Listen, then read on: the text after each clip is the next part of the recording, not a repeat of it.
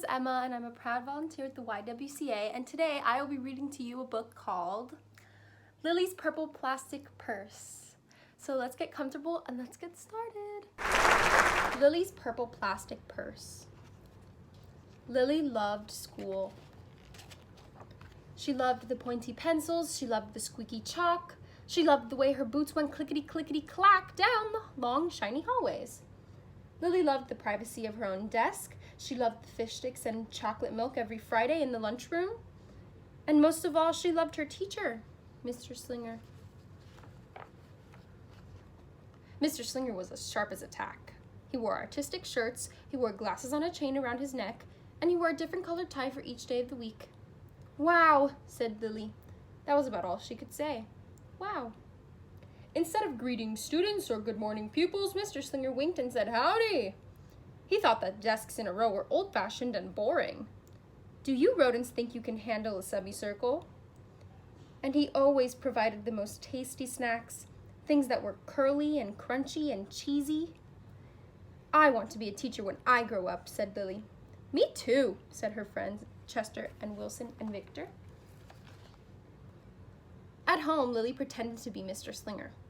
"I am the teacher," she told her baby brother Julius. "Listen up." Lilly even wanted her own set of deluxe picture encyclopedias.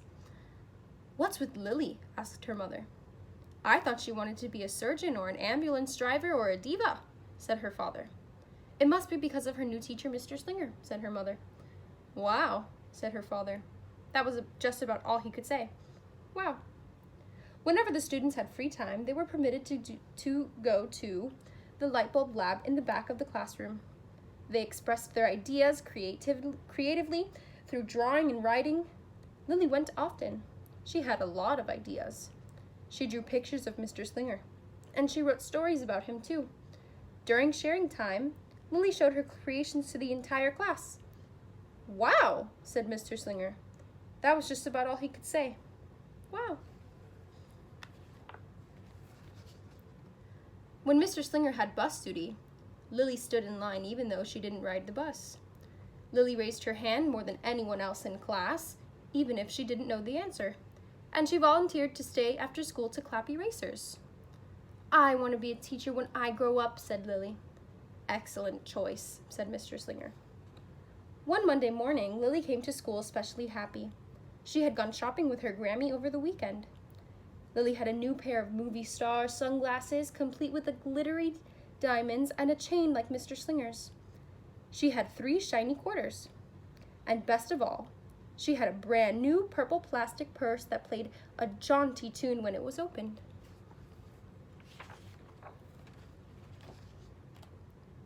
Lilly wanted to show everyone. "Not now," said Mr. Slinger.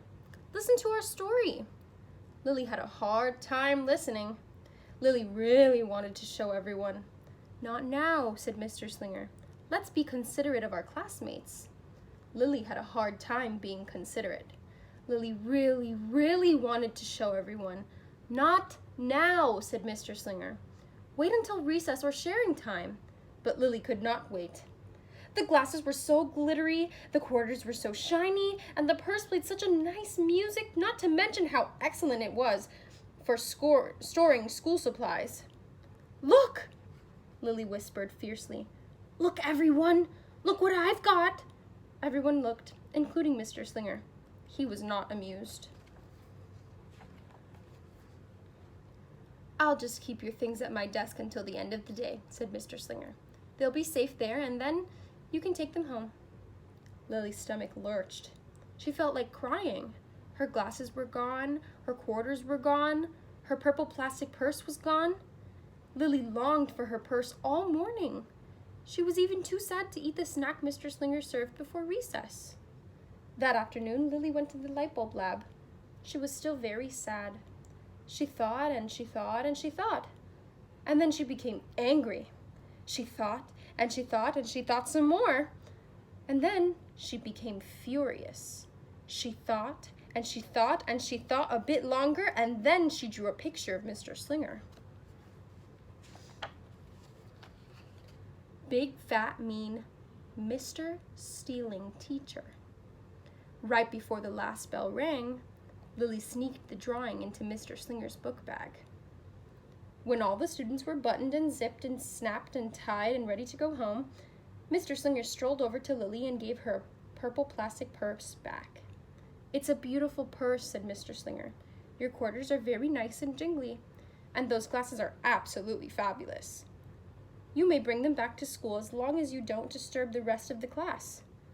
"I do not want to be a teacher when I grow up," Lilly said, as she marched out of the classroom.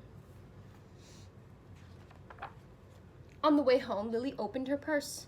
Her glasses and quarters were inside, and so was a note from Mr. Slinger.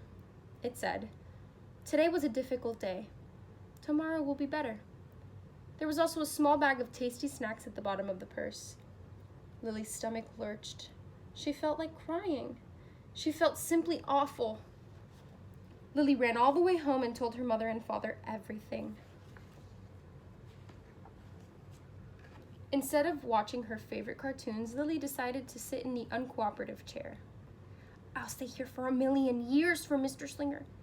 Why does everything happen to me? 1051, 1052, 1099. That night, Lilly drew a new picture of Mr. Slinger and wrote a story about him too. Lilly was really, really sorry, so everyone forgave her, even her parents, even her stinky baby brother, even her especially incredible teacher. And the sun shined its smiley face down on everyone and everything, even the bugs and worms. The end.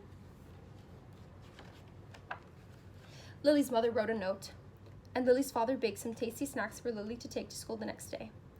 "I think Mr. Slinger will understand," said Lily's mother. "I know he will," said Lily's father. The next morning, Lilly got to school early.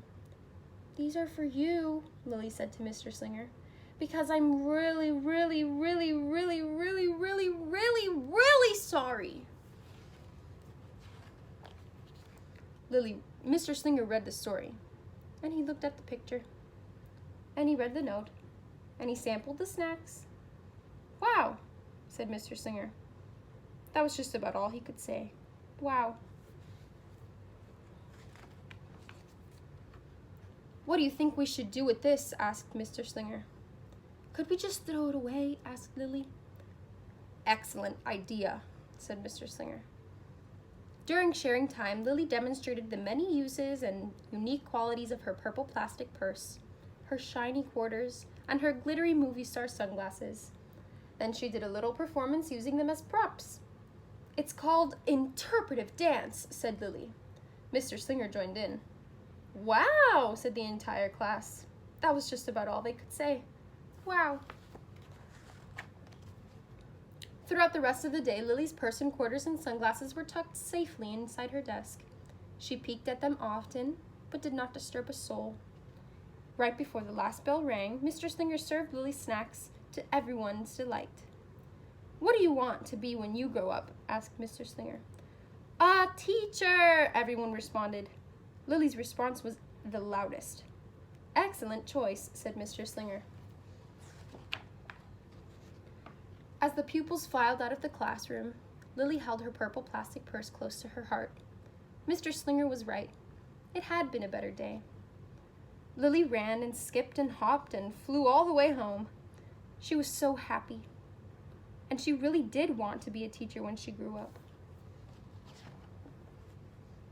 That is, when she didn't want to be a teacher or a dancer or a surgeon or an ambulance driver or a diva or a pilot or a hairdresser or a scuba diver. Thanks for watching. I can't wait to see you again for another story time.